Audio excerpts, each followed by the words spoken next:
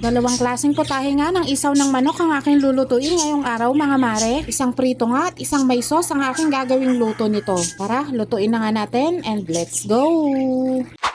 Medyo maganda nga ang panahon ngayon at walang ulan pero mahangin pa nga rin naman. At least kahit papano nga hindi umuulan at hindi nga basang-basa ang kalsada. At naisipan nga namin na magluto ngayon ng isaw nga ng manok at sinamahan ko na nga rin ng konting laman. Dahil maganda nga rin ang panahon ngayon kaya iwas nga muna tayo sa mga sabaw-sabaw mga mare. I-try nga naman natin yung mga pinirito at mga tuyong pagkain.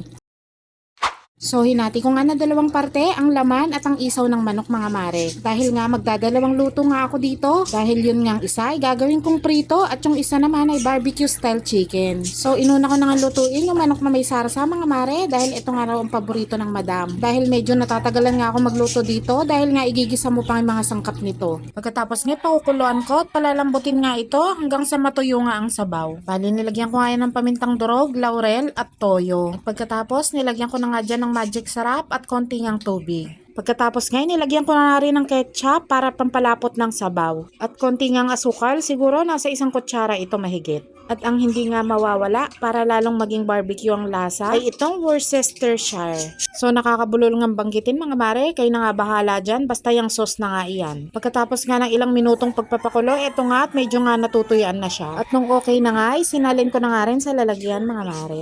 Ingat na ingat nga akong isalin, baka nga tumapon dahil napakaliit nga naman ang aking lagayan. Isunod naman natin itong aking piprituhin mga mare. Kunti nga ring laman at sinamahan ko nga rin ng ilang isaw ng manok.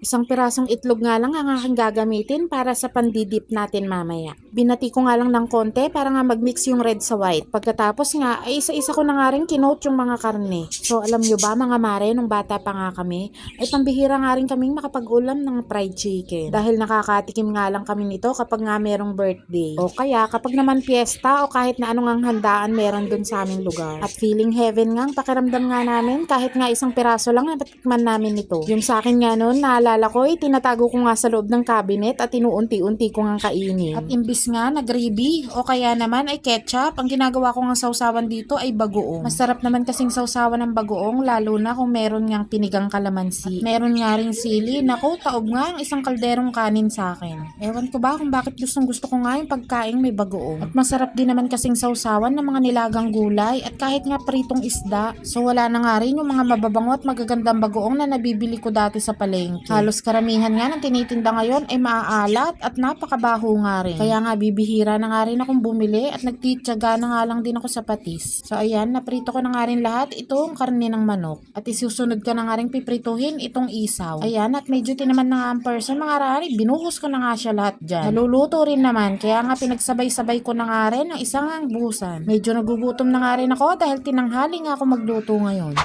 Ayan, and finally nga naluto na ang aking isaw ng manok mga mare. At sigurado nga mapaparami na nga ng kain ng madam dito. So that's all for today's video mga mare. Maraming salamat po sa inyong panonood. Ingat po tayo palagi. Bye-bye!